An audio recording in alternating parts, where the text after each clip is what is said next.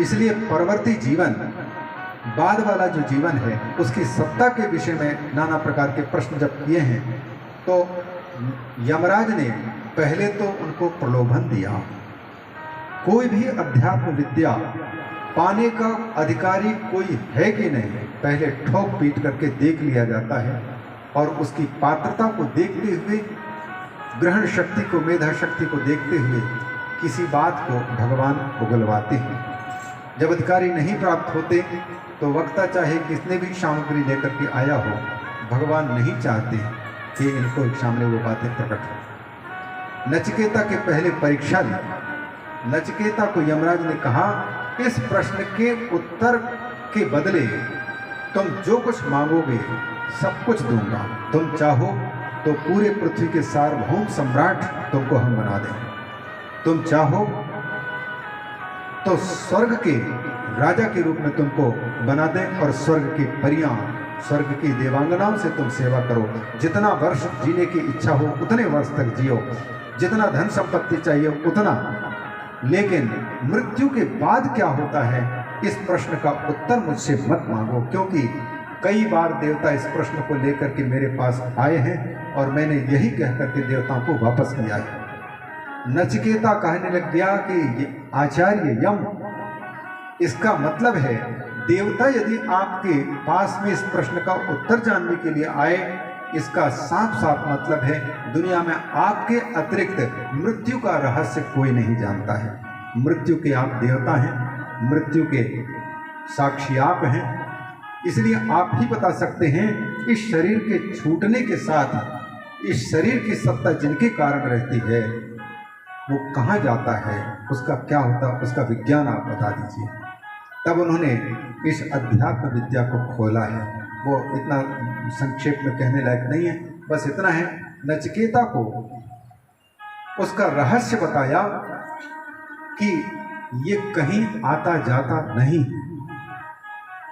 आता जाता वो है जो लिमिटेड हो और ये है अनलिमिटेड, असीमित, जैसे आकाश है। बताइए आकाश की गति कितने हजार किलोमीटर होगी? जैसे प्रकाश की गति को नाप लिया विज्ञान के लोगों ने, उसकी गति बता दी। आकाश की गति के बारे में किसी ने बताया? वायु की गति भी बता सकते हैं, लेकिन आकाश की गति क्यों नहीं बताई जा सकती?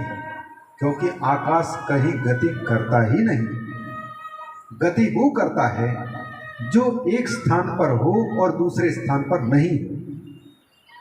जैसे हम यहाँ हैं तो हम यहाँ से वाराणसी जा सकते हैं, वाराणसी से यहाँ आ सकते हैं, दूसरी जगह जा सकते हैं, लेकिन जो यहाँ भी है और इसी समय वाराणसी में भी है और इसी समय अमेरिका में भी है, इसी समय पर ब्रह्मलोक में भी है, इसी समय पर अतल वितल सुतल तलातल महातल पाताल रसतल सभी लोकों में है, बल्कि ऐसा कहें कि सारे अनंत कोटि ब्रह्मांड जिसमें स्थित है, बताइए वो कहाँ जाएगा?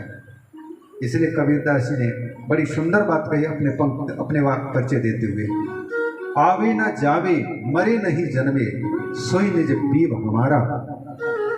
हमारा असली स्वरूप वो है जो कहीं जाता नहीं है और जाता नहीं है तो कहीं से आने का प्रश्न ही नहीं उठता। इसलिए नचिकेता इस रहस्य को ये समझो कि मरने के बाद ये कहाँ जाता है और मरने के पहले ये कहाँ रहता है, यह प्रश्न ही आपका गलत है। ये केवल सत्ता है, अधिष्ठान है जिसको कहते हैं, जिसमें सारे के सारे ये टिका हुआ है और ये एक अकेला, ऐसा उनको स्वरूप बताया। तो ये जो सुख है, उस अवस्था को प्राप्त हुआ जो सुख है, उस सुख को सबसे बड़ा सुख माना जाता है। मुक्ति का सुख, एक स्वर्ग का सुख। स्वर्ग का सुख चाहिए तो स्वर्ग वालों के लिए सुख पाने के लिए एक साधन है, वहां पर शास्त्र जैसे वर्णन करते हैं, कल्प वृक्ष, कल्प तरु। और कल्प तरु का मतलब है कोई ऐसे दिखाई देने वाला तरु नहीं है, बल्कि आप जो कल्पना करते हैं उस कल्पना के अनुसार वो सुख प्राप्त होता है। जो चाहिए, आपको चाहिए जलेबी, इच्छा हुई, दुकान जाने की जरूरत नहीं पड़ी, सामने देखते हैं कि खाने पीने की वस्तु उपलब्ध है। उस संकल्प के अनुसार हमारे खाने पीने के सुख की सामग्री उपस्थित हो जाए, इसके लिए इस पृथ्वी लोक में ही पहले पुण्य चाहिए। भगवान शंकराचार्य जी छांदोग्य उपनिषद के, या बृहदारण्यक छांदोग्य है शायद, छांदोग्य उपनिषद के 8वां अध्याय लास्ट का, उसमें सुख का वर्णन करते समय स्वर्ग में जाने वालों के विषय में वर्णन करते हैं कि भगवान इस मृत्यु लोक में प्राणी को मनुष्य का शरीर दिया, यहाँ पुण्य अर्जित करता है। पुण्य कमा करके कहाँ जाता है? बोले पुण्यों से प्राप्त होने वाले लोकों को जाता है। भूलोक, भुवरलोक, स्वर्लोक, महरलोक, जनलोक, तपहलोक, सत्यलोक, ब्रह्मा जी तक, ये 7 लोक ऊपर के कहे जाते हैं। मतलब मनुष्य शरीर की अपेक्षा श्रेष्ठ सुख जहाँ पर है। और अतल वितल सुतल तलातल महातल पाताल, इनको छोटा माना जाता है, लेकिन यहाँ भी ज़्यादा सुख है, उन जगहों में जाता है। तो इन जो स्वर्गीय सुख हैं ऊपर में जो जाते हैं, वहाँ पर केवल कल्पना मात्र से आपके सुख के साधन उपलब्ध होते हैं। इसलिए कहते हैं सुरत्रु स्वर्ग संपदा। स्वर्ग का सुख पाने के लिए कल्प वृक्ष, कल्पना के तरु चाहिए। और कल्पना के तरु हमारे द्वारा निर्मित तब होगा जब यहाँ हम किसी की कल्पना के सुख को हम प्रकट कर दें, अर्थात पुण्य जीव मात्र को सुखी कर दें।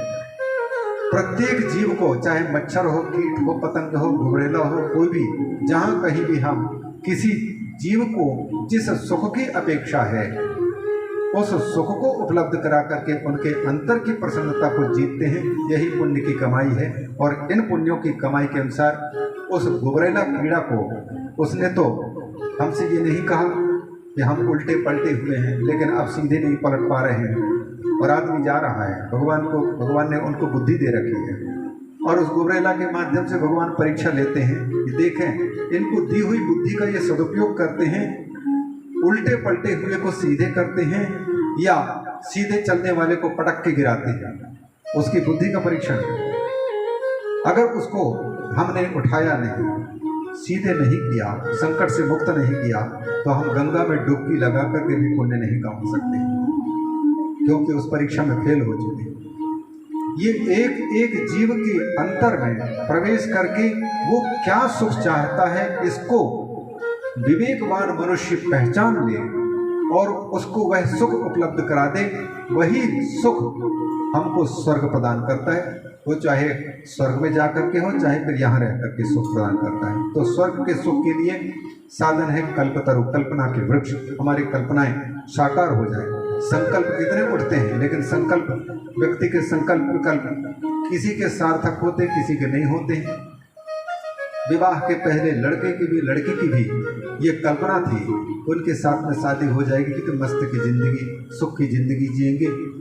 स्त्री सोचती है कि हम अपने आप को समर्पित करके पति को सुखी रखेंगे, उनके सुख में हमारा सुख है। पुरुष चाहता है कि मैं अपने जीवन को समर्पित करके, जिस विश्वास के साथ में कोई स्त्री हमको पत्नी के रूप में प्राप्त हो रही है, उसके हर सुख का ख्याल रख करके और मैं स्वयं सुखी हूँ, उसको भी सुखी करूँ। और ये भी कल्पना रहती है कि उससे हमको सुख मिलेगा। स्त्री भी चाहती है कि पति से हमको सुख प्राप्त होगा, और पुरुष भी चाहता है कि पत्नी से सुख प्राप्त होगा। और कल्पनाएं विवाह के पहले ही ये तैयार होती हैं, लेकिन सुख की कल्पना कितने प्रतिशत स्त्री पुरुष या कितने प्रतिशत दंपतियों की सार्थक होती है। कल्पनाएं धरी की धरी रह जाती हैं। 1 साल तक ठीक है, और दूसरे साल में दोनों के चेहरों में 36 का आंकड़ा भी तैयार हो जाता है। एक का मुख इधर, एक का मुख इधर बन जाता है। तो ये कल्पनाएं जो उठ रही हैं हमारी, ये कल्पनाएं सार्थक क्यों नहीं हो रही हैं? क्योंकि इन कल्पनाओं को हमने सार्थक करने के लिए कोई ऐसा किया ही नहीं। हम अगर चाहते हैं हमें अनायास ही सुख मिले, तो फिर अनायास ही दूसरों को सुख दें। बोया पेड़ बबूल का, आम कहाँ से खाए। अतः यहाँ भी स्वर्ग का सुख पाना है, या स्वर्गलोक जिसकी कल्पना शास्त्रों ने की है, वहाँ जाकर के स्वर्ग का सुख चाहिए, तो फिर कल्प तरु हमको बनाना पड़ेगा, कल्प वृक्ष लगाना पड़ेगा। ये दूसरे प्रकार का सुख। और इन दोनों प्रकार के सुखों से तीसरा सुख है जिसको कहा जाता है वैकुंठ का सुख। कुंठाएं जहाँ पर बिल्कुल नहीं, ये अमुक जाति का है, ये अमुक प्रांत का है, ये अमुक भाषावादी है, ये स्त्री है, ये पुरुष है, ये नीच है, ये गरीब है, ये अमीर है, इस प्रकार की जो ऊंच नीच की भावनाएं हैं, यही कुंठाएं हैं। इन कुंठाओं के कारण व्यक्ति विकुंठ नहीं होता है, कुंठाओं में जिंदगी जीता है, दुखी होता है। ये कुंठाएं जहाँ समाप्त होती हैं, विचारधारा को पवित्र करके कुंठाएं जब समाप्त होती हैं, तब व्यक्ति सुख जो प्राप्त करता है वो विकुंठ जीवन कहलाता है। और ऐसे विकुंठ स्थिति को पहुँचे हुए जो व्यक्ति है उसको कहा जाता है वैकुंठ सुख प्राप्त किया हुआ है। और वह सुख कहीं भी उपलब्ध है। ऐसा नहीं है कि वैकुंठ नाम का कोई लोक है, वहाँ जाकर के हम सुख प्राप्त करेंगे। मोक्ष धाम कहीं होगा, गोलोक धाम कहीं होगा, वो धाम कहीं नहीं, यहाँ ही धाम है। इसी शरीर में यदि हमने वैकुंठ को बनाना सफलता प्राप्त कर ली, स्वर्ग बनाना सफलता प्राप्त कर ली, दूसरों के जीवन में स्वर्ग उत्पन्न कर दिया, तो हमें दूसरे जगह में स्वर्ग जाने की जरूरत नहीं। हमारे पीछे जहाँ हमें वहीं पर स्वर्ग उपस्थित है। प्रयच्छति गुरु प्रीतो वैकुंठम योगी दुर्लभम। तो ये तीनों के तीनों एक है। एक को पाने के लिए, पृथ्वी लोक के सुख को पाने के लिए चिंता की मणि सिद्ध रहे, स्वर्ग के सुख को पाने के लिए हमारी कल्पनाएं अच्छी हों और दूसरों की कल्पनाओं के सुख को हम पैदा कर दें। और वैकुंठ सुख को पाना चाहते हैं तो गुरु कृपा प्राप्त हो जाए। प्रयच्छति गुरु प्रीतो वैकुंठम योगी दुर्लभम, योगियों को भी दुर्लभ। तो ये सब गुरु की कृपा हो, चाहे फिर इस पृथ्वी लोक के सुख को पाना है। आखिर में मूल में अगर पहुंचते हैं तो केवल मस्तिष्क को, बुद्धि को ठीक करने की आवश्यकता है। कुंजी मन और बुद्धि है, यदि ये ठीक है तो दुनिया आनंद कानंद। मन और बुद्धि ठीक नहीं है तो आपको स्वर्ग में भेज दिया जाए तो स्वर्ग के लोग भी परेशान हो जाएंगे। जो घर में लक्ष्मी बनकर के विष्णु को विष्णु न रहने दे, उसके लिए कहीं स्वर्ग नहीं है। जो विष्णु बनकर के लक्ष्मी का सदुपयोग ना करके दुरुपयोग करे, उसके लिए वे कहीं पर वैकुंठ नहीं हो सकती। अगर यहाँ पर हमने अभी इसी समय पर ये चेत अवेदित असत्यमस्ति, ये चेत नावेदित महति विनष्टि, भूतेषु भूतेषु विचित धीरा प्रेत्यास्मान लोकात् अमृता भवन्ति। गीता में एक बात, बड़ी सुंदर बात कही गई है, शक्नोति हैव यः सोढुं प्राक् शरीर विमोक्षणात्। आपको मौका तब तक मिला हुआ है जब तक कि यह शरीर बना पड़ा हुआ है। उसी समय तक शरीर छूटने के पहले पहले छोड़ने लायकों से आप छुट्टी पा लें अथवा छोड़ने लायकों को छोड़ दें। छोड़ने लायक कौन?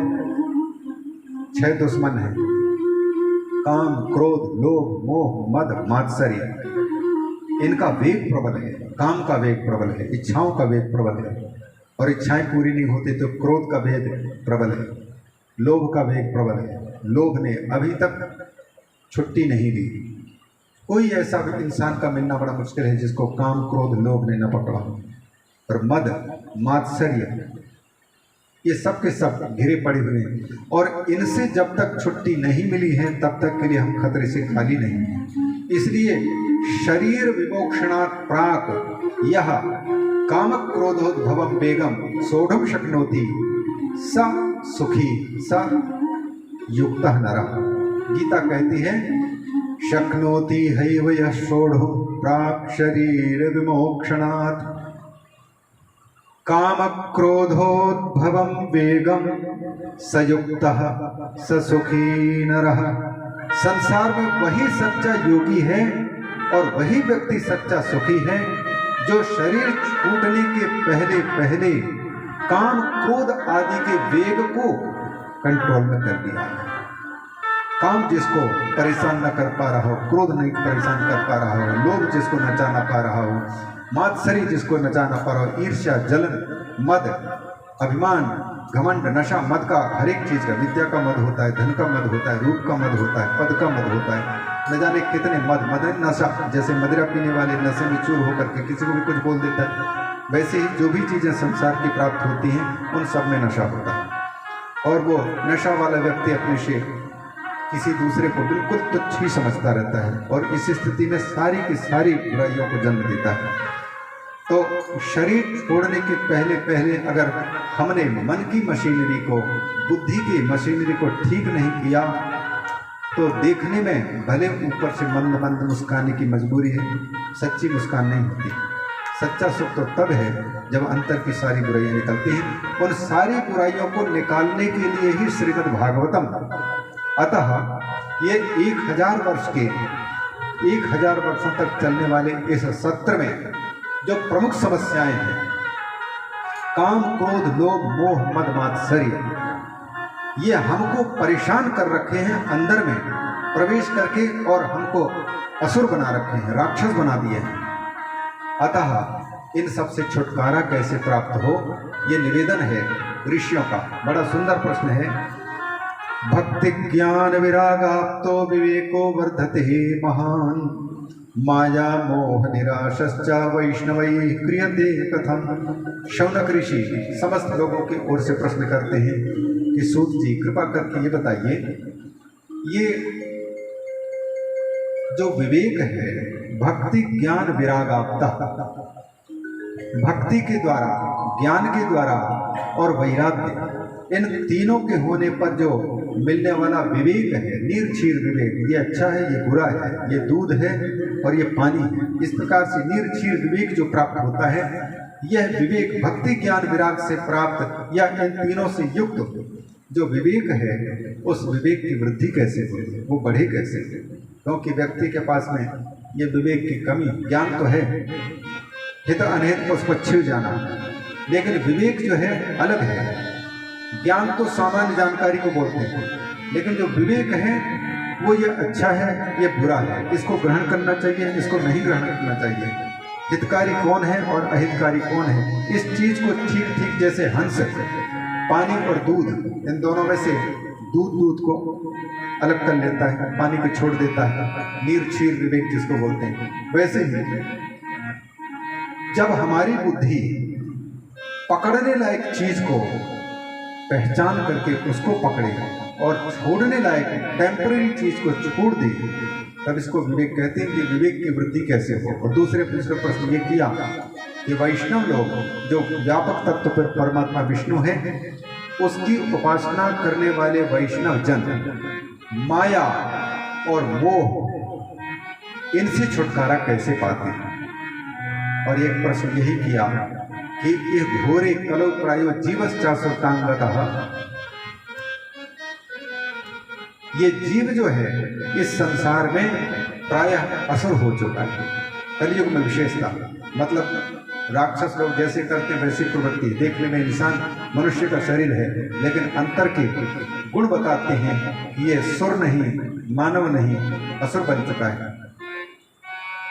असुर प्रवृत्ति। और जब तक इसकी आसुरी प्रवृत्तियां दूर नहीं होंगी, तब तक इसको सुखी नहीं किया जा सकता है। अतः इसकी शुद्धि का उपाय क्या है? ये घोरे कलौ प्रायो जीवश्चासुरतांगतः,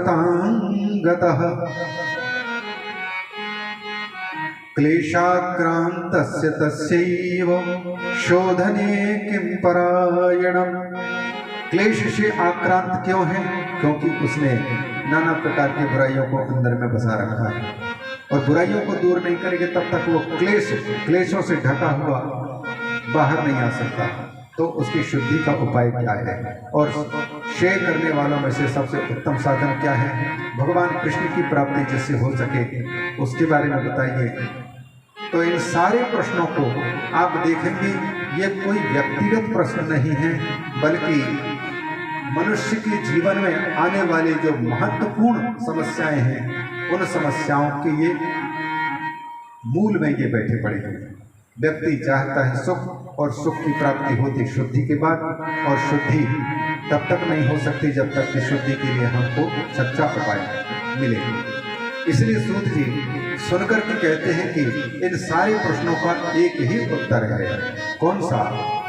बोले आप चाहते हो कि भक्ति ज्ञान से और वैराग्य से होने वाला जो विवेक है अथवा भक्ति ज्ञान के सहित विवेक बढ़े हमारा, तो क्या किया जाए? श्रीमद्भागवतम श्राव्यम, श्रीमद्भागवत सुने। दूसरा, माया मोह निरासश्च वैष्णवैः क्रियते कथम, माया की निवृत्ति मोह की निवृत्ति करनी है तो श्रीमद्भागवतम सुना जाए। और अपने चित्त की शुद्धि चाहिए, काम से, क्रोध से, लोभ से, मोह